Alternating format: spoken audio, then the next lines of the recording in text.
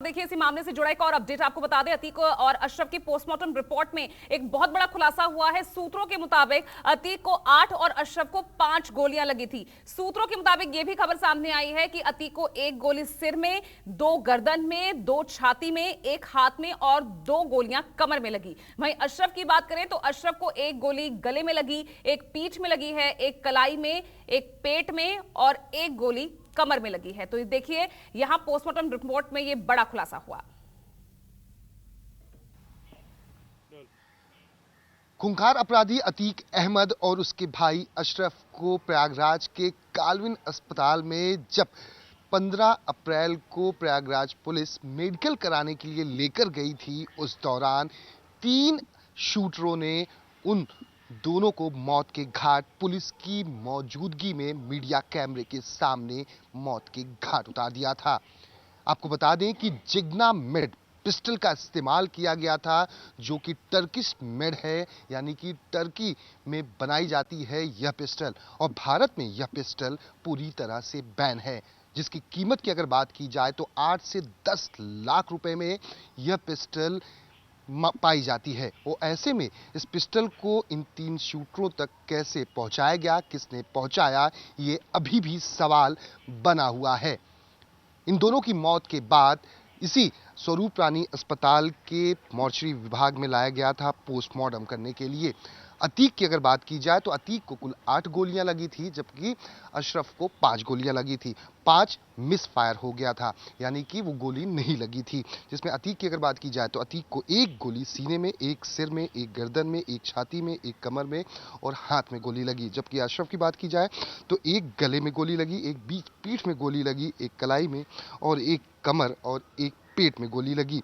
यह आपको बता दें कि जो पोस्टमार्टम विभाग या प्रयागराज पुलिस के जो सूत्र हैं वो हमें बता रहे हैं। हालांकि प्रयागराज पुलिस का कहना है कि जो फाइनल रिपोर्ट आएगी उसमें बहुत सारी और भी तस्दीक हो पाएगी, लेकिन सवाल यह है कि आखिर जिस तरह से पॉइंट ब्लैंक पर ये गोलियां चलाई गई अशरफ पर और ख़ास तौर पर अतीक अहमद पर, उससे भी कई सवाल खड़े होते हैं कि आरोपी अरुण मौर्य या फिर सनी सिंह और तीसरा विमलेश नामक जो आरोपी है, इन तीनों ने किस तरह से पूरी पहले रेकी करके रखी थी। और जैसे ही प्रयागराज पुलिस 10 से सवा 10 बजे के करीब में जब पुलिस स्टेशन से लेकर अस्पताल तक पहुंची और 10:30 बजे के करीब में ये पत्रकार की भेष में ये तीनों आरोपी पहुंचते हैं और पॉइंट ब्लैंक पर अतीक को और अशरफ को मौत की घाट उतार देते हैं। हालांकि पुलिस प्रशासन पर भी कई सवाल खड़े हो रहे हैं।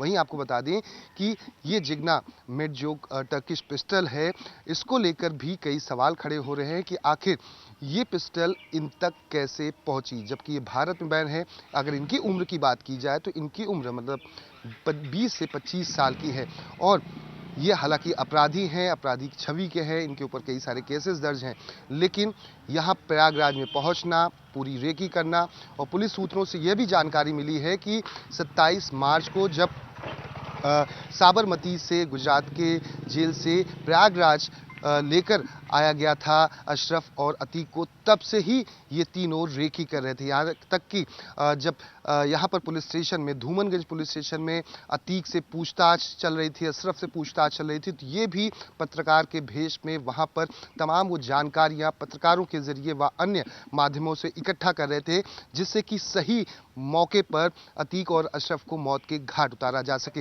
हालांकि कोर्ट में तीनों आरोपियों को कल पेश किया गया, जहाँ पर 14 दिन की न्यायिक हिरासत में तीनों आरोपियों को भेज दिया गया है। लेकिन सवाल वही है कि आखिर इन तीनों के पीछे का मास्टरमाइंड कौन है, जिन्होंने बड़ी प्लानिंग से इन तीनों को प्रयागराज तक पहुंचाया। प्रयागराज रेलवे स्टेशन के बाहर के हिस्से में जो लॉज हैं, होटल्स, वहां पर इन्हें रुकाया और पूरी फंडिंग भी की।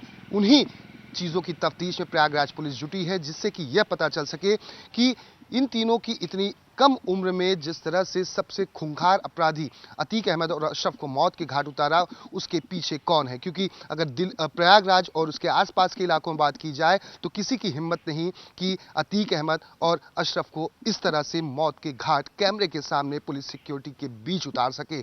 और इन तीनों ने वो करके दिखाया।